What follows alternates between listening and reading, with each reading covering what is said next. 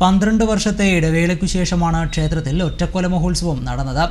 പുലർച്ചെ 6 മണിയോടെ ക്ഷേത്ര പരിസരത്ത് തയ്യാറാക്കിയ മേലേരിയിൽ വിഷ്ണുമൂർത്തി അഗ്നിസ്നാനം ചെയ്തു.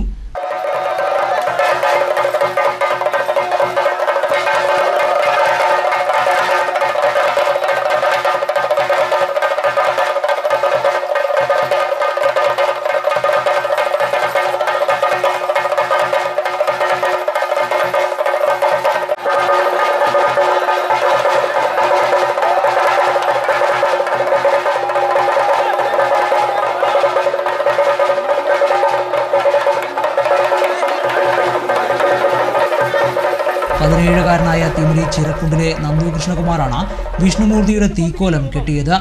നന്ദുവിന് പട്ടും വളയും നൽകാൻ ക്ഷേത്ര കമ്മിറ്റി തീരുമാനിച്ചിട്ടുണ്ട്.